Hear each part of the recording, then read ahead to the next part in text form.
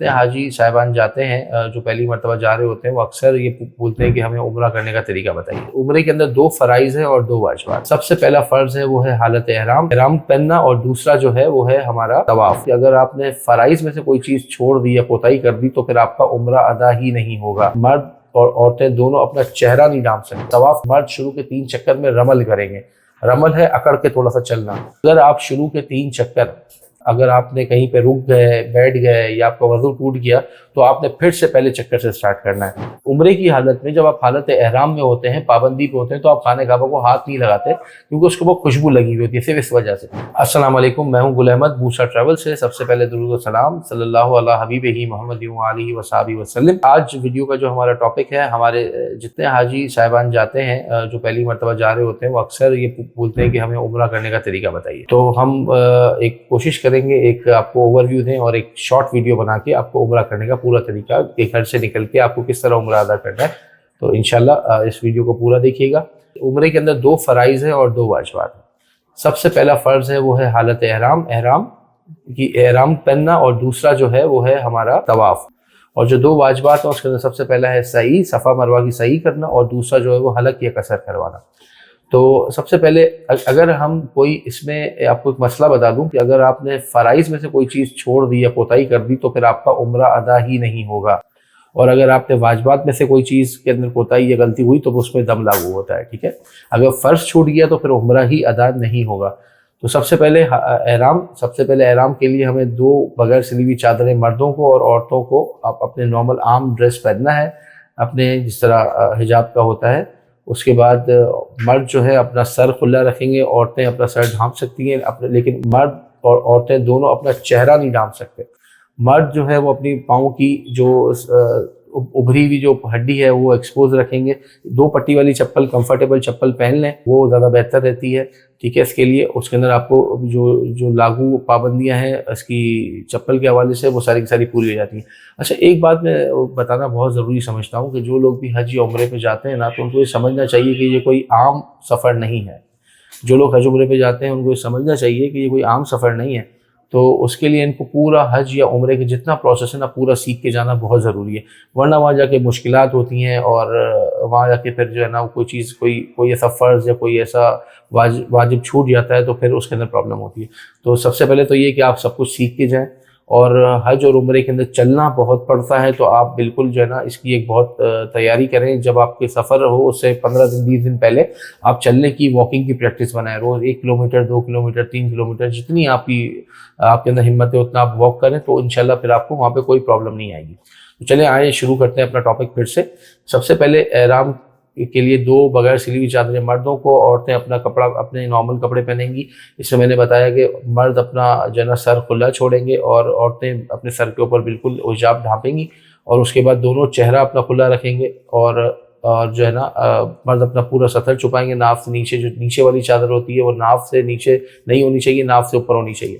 इसके बाद दो रकात जो है ना नफल पढ़ के घर पे जो है ना उम्रे की नीयत से 2 रकात नफल पढ़ेंगे घर पे। उसके बाद हम नीयत नहीं करेंगे, नीयत और तलबी अभी नहीं करेंगे, क्योंकि अगर आप नीयत और तलबी आपने अभी कर ली तो आप जो है ना हालत एहराम में आ जाएंगे, वो पाबंदियाँ सारी आपके ऊपर लागू हो जाएंगी। तो हालत एहराम में हम अभी नहीं आएंगे। हम सबसे पहले जाएंगे, अपना एयरपोर्ट का सफ़र तय करेंगे। एयरपोर्ट पर अपने बोर्डिंग के, इमिग्रेशन के मराइल तय करने के बाद अब हम जब जहाज़ में बैठेंगे तो हमारा जो भी एयरलाइन है हमारी, ये मैं डायरेक्ट एयरलाइन के लिए बात बता रहा हूँ। जिनकी इनडायरेक्ट है वो कोशिश करें कि जहाँ पर उनका स्टे है वहाँ पे ये 2 बगैर सिली हुई चादरें वहाँ पहने और नफल भी वहीं अदा करें। नियत हम कहाँ करेंगे? नियत जब हम जद्दा पहुँचने वाले होते हैं तो जहाज़ के अंदर कोई 1 से सवा घंटे पहले या 1.5 घंटे पहले अनाउंसमेंट होती है कि मीकात आने वाला है। जब मीकात की अनाउंसमेंट हो आप उस वक्त नियत करेंगे और तलबी पढ़ेंगे। नियत जो है आप उम्रे की नियत करेंगे अगर आप उम्रे पे जा रहे हैं, और उसके बाद 3 बार तलबी पढ़ेंगे। मर्द इतनी आवाज़ में तलबी पढ़ेंगे कि उनके अपने कान तक आवाज़ है, औरतें दिल में पढ़ेंगी। तलबी इस लब्बैक अल्लाहुम्मा लब्बैक। اور اس کے بعد ایک بار درود شریف پڑھیں گے تو اب آپ حالت احرام میں آ گئے اور اب آپ کے اوپر احرام کی ساری پابندیاں لاگو ہو گئی۔ احرام کی پابندیوں کے متعلق ہماری ایک اور ویڈیو موجود ہے، آپ اس کو بھی دیکھ کے رہنمائی حاصل کر سکتے ہیں۔ اب آپ کا پہلا فرض پورا ہو گیا، آپ حالت احرام میں آ گئے۔ اب آپ جیسے ہی جدہ ایئرپورٹ پہ پہنچتے ہیں، امیگریشن کے مراحل طے کر کے ہوٹل پہنچتے ہیں۔ اب آپ دیکھیں آپ کی ہمت ہے اس وقت یا آرام کر کے جانا چاہتے ہیں، دونوں صورتوں میں آپ کر سکتے ہیں۔ اگر آپ فوراً عمرہ کرنا چاہتے ہیں تو فوراً عمرہ کیجئے، اور اگر آپ آرام کر کے جانا چاہتے ہیں تو بالکل آپ آرام کر کے بھی جا سکتے ہیں، لیکن احرام کی پابندی آپ کے اوپر لاگو ہیں تو اس کا خیال رکھیے گا۔ اچھا، جیسے ہی آپ حرم کے سین میں پہنچتے ہیں تو جن کو مطاف سے عمرہ کرنا ہے تو 79 نمبر گیٹ ہے جس سے آپ ڈائریکٹ مطاف میں جاتے ہیں۔ 79 نمبر گیٹ پہ آپ انٹر ہوتے ہیں، سامنے ہی خانہ کعبہ آپ کو بہت چھوٹا سا سلائٹلی نظر آ جائے گا، لیکن اس وقت آپ بالکل نیچے دیکھ کے بالکل چلتے رہیں، اور آپ جیسے ہی آگے بڑھیں گے تو ایک رائٹ پہ ڈائیورژن ہے اور ایک لیفٹ پہ ڈائیورژن۔ آپ کسی جو ڈائیورژن پہ آپ کو وہاں پہ شوٹتے کھڑے ہوتے ہیں وہ آپ کو ڈائیورٹ کر رہے ہوتے ہیں، وہاں سے آپ جیسے ڈائیورژن سے اندر جائیں گے تو ایسکیلیٹر اور سیڑھیاں لگی ہوئی نیچے جانے کے لیے، مطاف میں جانے کے لیے۔ تو جیسے ہی آپ نیچے پہنچیں گے تو آپ نظریں آپ کی نیچے ہونی چاہیے، آپ تھوڑا سا آگے بڑھیں، خانہ کعبہ آپ کے سامنے ہے۔ اب آپ خوب دعائیں کریں خانہ کعبہ کے سامنے۔ پہلی نظر کی دعا رد نہیں ہوتی، ویسے تو اس سفر کے اندر میرا ایمان ہے کہ جتنی دعائیں مانگی جائیں جو ہے نا یقین کامل کے ساتھ، وہ کوئی رد نہیں ہوتی، لیکن پہلی نظر کی دعا ہے، آپ پہلی نظر کی دعا کریں۔ اس کے بعد یہ آپ کا اب دوسرا جو فرض ہے وہ سٹارٹ کرنا ہے آپ نے، وہ ہے آپ کا طواف۔ آپ کا طواف شروع ہوگا حجر اسود سے۔ بیسیکلی آپ نے جو طواف کرنا ہے وہ 7 چکر کرنے ہیں اور اینٹی کلاک وائز کرنا ہے۔ اس کا اسٹارٹنگ پوائنٹ ہے حجر اسود۔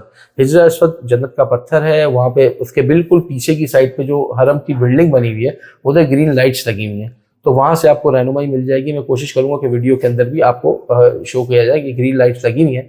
یہ گرین لائٹس سے آپ اپنا طواف شروع کریں گے۔ طواف سے پہلے طواف کی نیت کریں گے آپ، ٹھیک ہے۔ طواف کی نیت کے بعد آپ حجر اسود کا استلام کریں گے۔ حجر استلام ہے کہ آپ حجر اسود کی طرف دونوں ہاتھ اس طرح اٹھائیں گے اور اس کو بوسہ دیں گے بسم اللہ اللہ اکبر کہہ کے۔ اور آپ کو طواف اسٹارٹ کرنے سے پہلے ایک بار استلام کریں گے، پھر ہر چکر کے بعد آپ استلام کریں گے، اور ٹیکنیکلی 8 مرتبہ استلام ہوگا، ہر چکر کے اینڈ میں استلام اور اسٹارٹ ہونے سے پہلے استلام، ٹھیک ہے۔ مرد جو ہیں وہ استبا کریں گے، اپنی جو استبا سے کہتے ہیں کہ اپنی رائٹ ہاتھ کے نیچے سے اپنی اوپر والی چادر یہاں سے نکالیں گے تو ان کا یہ پورا ہاتھ یہ ننگا ہو جائے گا، اور یہ جو ہے نا چادر یوں آ جائے گی، ٹھیک ہے۔ یہ بہت ضروری ہے۔ اچھا، اس کے اندر طواف کے اندر مرد شروع کے 3 چکر میں رمل کریں گے۔ رمل ہے اکڑ کے تھوڑا سا چلنا، اگر وہاں پہ رش زیادہ ہے تو آپ پھر نارمل چلیں، اگر نہیں ہے تو 3 چکر میں رمل مردوں نے کرنا ہے۔ طواف کے اندر وضو ہونا بہت ضروری ہے، وضو ہونے کی شرط ہے، وضو نہیں ہوگا تو طواف نہیں ہوگا، ٹھیک ہے۔ وضو کے اندر طواف کے اندر وضو شرط ہے، اور اگر آپ شروع کے 3 چکر اگر آپ نے شروع کے 3 چکر اگر آپ نے کہیں پہ رک گئے، بیٹھ گئے یا آپ کا وضو ٹوٹ گیا تو آپ نے پھر سے پہلے چکر سے سٹارٹ کرنا ہے۔ لیکن جیسے ہی آپ کا چوتھا چکر سٹارٹ ہو گیا، اس کے بعد آپ کا وضو ٹوٹتا ہے، یا اگر آپ رک گئے، بیٹھ گئے، پانی پینے کے لیے بیٹھ گئے، آرام کرنے کے لیے بیٹھ گئے یا نماز کے لیے بیٹھ گئے، تو جہاں سے آپ کا طواف رکا ہے وہیں سے آپ نے ریزیوم کرنا ہے، ٹھیک ہے۔ اگر 3 چکر سے پہلے آپ کہیں رکے یا وضو ٹوٹ گیا تو آپ نے وضو بنانا ہے جا کے، اور پھر سے شروع سے سٹارٹ کرنا ہے۔ اور اگر آپ 3 چکر آپ کے مکمل ہو گئے، چوتھا سٹارٹ ہو گیا، تو پھر آپ نے جہاں سے چھوڑا ہے وہیں سے ریزیوم کرنا ہے۔ اس طرح ہر چکر کے بعد آپ نے استلام کرنا ہے، ٹھیک ہے۔ تو ٹوٹل 8 استلام ہو جائیں گے۔ 7 چکروں کے درمیان آپ نے کوئی بھی آپ دعا پڑھ سکتے ہیں۔ آپ کو اردو میں دعا آتی ہے آپ اردو میں پڑھیں، عربی میں آتی ہے عربی میں پڑھیں۔ حجر اسود سے پہلے والا جو خانہ کعبہ کا کونا ہے اس کو رکن یمنی کہتے ہیں۔ رکن یمنی اور خانہ کعبہ کے بیچ میں ربنا آتنا فی الدنیا آپ پڑھیں، تیسرا کلمہ پڑھیں، اردو میں دعائیں کریں۔ یہ بیسیکلی یہ وقت جو ہے اپنے اور اپنے رب سے لو لگانے کا وقت ہے۔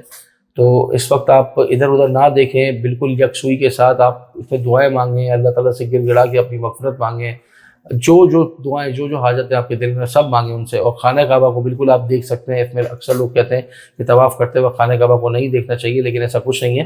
ہاں، عمرے کی حالت میں جب آپ حالت احرام میں ہوتے ہیں، پابندی پہ ہوتے ہیں، تو آپ خانہ کعبہ کو ہاتھ نہیں لگاتے، کیونکہ اس کو بہت خوشبو لگی ہوئی ہوتی ہے، صرف اس وجہ سے، کیونکہ اگر آپ خوشبو ہاتھ لگائیں گے تو آپ کے اوپر دم لاگو ہو جائے گا، تو اسی لیے ہاتھ نہیں لگانا ہے ہم نے، اور باقی ہم خانہ کعبہ کو دیکھ سکتے ہیں۔ اب جیسے ہی ہمارا طواف پورا ہوتا ہے تو طواف پورا ہونے کے فوراً بعد ہم نے 2 رکعت پڑھنے ہیں ایک مقام ابراہیم کے پیچھے۔ اب مقام ابراہیم کے پیچھے بہت رش ہوتا ہے، تو ٹیکنیکلی جو خانہ کعبہ کی وہ دیوار ہے جس میں خانہ کعبہ کا دروازہ بھی ہے، ملتزم بھی ہے، اس دیوار کے پیچھے آپ کہیں پہ بھی آپ 2 رکعت نفل ادا کریں گے، ٹھیک ہے۔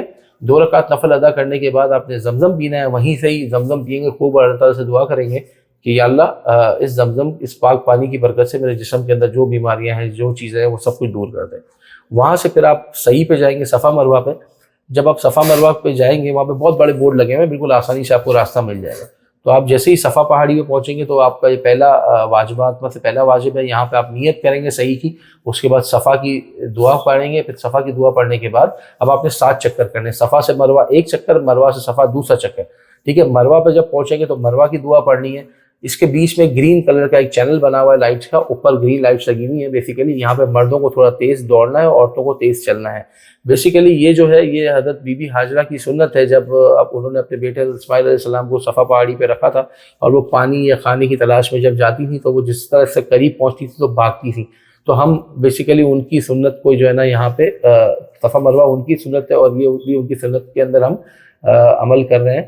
تو آپ ادھر بھی 7 چکر میں کوئی دعا مانگیں تو آپ ٹیکنیکلی جب صفا سے پہلا چکر شروع کریں گے تو مروہ پہ 7واں چکر آپ کا ختم ہو جائے گا، بس اس کے بعد آپ نے حلق کروانا ہے۔ یہاں پہ مروہ پہ اکثر لوگ 2 رکعت شکرانے کے نفل پڑھ رہے ہوتے ہیں، تو اگر آپ کو موقع ملے تو آپ بھی پڑھ لیں، یہ عمرے سے اس کا تعلق نہیں ہے، لیکن چونکہ اللہ پاک نے آپ کو اتنی بڑی سعادت نصیب کی ہے تو ادھر 2 رکعت شکرانے کے نفل آپ مروہ میں پڑھ لیں، باہر نکل کے پڑھ لیں، تو یہ آپ پڑھ کے اس کے بعد آپ نے حلق یا قصر کروانا ہے۔